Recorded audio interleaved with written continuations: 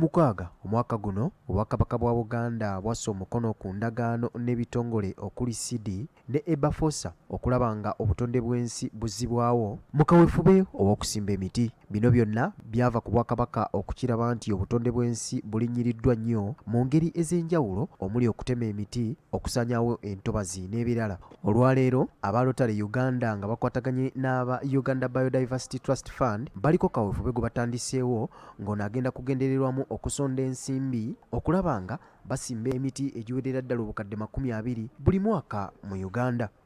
Ekizibu kye tulina olwaleero nti nno obutonde bw'ensi olw'okuba tubukutteko nnyo tubwonoonye, naye nga tufunye n'ebyokulabirako ebituwanga warning nti bwe tutakola kintu kyonna tugenda mu mbeera enzibu. Kenneth Mugisha yaliko District Governor wa Rotary mu Uganda ne Tanzania agamba nti abantu balina endowooza ensangi zino eyanfunirawa kyokka nga kye basazeewo okukola eri ab'endowooza eyo kwe kubawa emiti naddala egy'ebibala basobole okukuuma obutonde bw'ensi ate nga bwebafuna ku nsimbi. Mu kampeyini eno eya Rotary Mission Green nga tukolagana n'abantu begambe ne ba partners n'abantu abalumirirwa obutonde bw'ensi tujja bawa ensigo okusimba ng'emiyembe, fene kiyamba ku baana baabwe ku nutrition y'abaana abo naye nabo bennyini nti emiti egyo gisobola okuvaamu akasente akasobola obbabeezaawo. Akulira Uganda Biodiversity Trust Fund Juliet Kyokunda agamba nti ensimbi zino ezinaaba zikuŋŋaanyiziddwa amagoba aganaazivangamu nga bazisize oba nga bazitadde mu bizinesi ez'enjawulo gonna gagendanga kussibwa mu kuzzaawo obutonde bwansi mu ngeri ez'enjawulo omuli okusimba emiti, okulwanirira ebifo ebizzaawo obutonde bw'ensi n'ensonga endala. Bw'oba nga tolina ssente ezizo obeera osaba donors bakuweeyo ze bakuwadde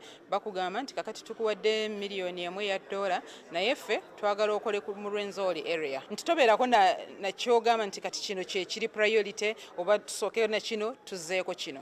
Naye eno fund tugezaako okuteekamu ssente okukungaanya ssente kuva mu bannayuganda n'abalala donors nabo bajja tukwatirako nti bwe tunaaweza miliyoni 8 eza dola tusobola okubeera ne ssente ezo nga tuzinvestinga mu bintu eby'enjawulo. Amagoba ge tukola omwaka ge kakola ku butonde omwaka oguddako. Omuteesiteesi omukulu mu minisitule y'amazzi n'obutonde bw'ensi agamba nti newankubadde nga ebibira bibadde bitemeddwa waliwo essuubi era nga Uganda eriko weesenvudde okuva ku bitundu 9 n'obutundutundu 8 okutuuka ku bitundu 10 n'obutundutundu 2 mu kaweefube abantu gwe batandiseewo ow'okusimba emiti era ng'essuubi weeriri nti obutonde bw'ensi bujja kuba buddizibwawo.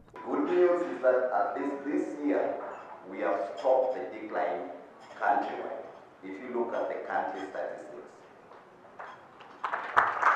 I have been thinking a lot about how we can do, what we can do at Stanbic to help the communities.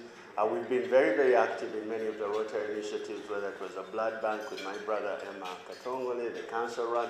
We do all these things not because it's sort of a nice thing to do, but it's also because we recognize that if we're going to remain a living business in this community, we have to be relevant. Okusinziira ku nteekateeka bano gye balina baagala kusimba emiti obukadde 20 buli mwaka nga kino kijja kuzzaawo embeera y'obudde ennungi, okukendeeza ku birwadde nga kookolo ebiva ku bika by'emikka egy'enjawulo gye tussa n'ebirala ebigwa mu kkoweeryo. Mark Jackson Kasule, BBS Telefayina, Gambuuze.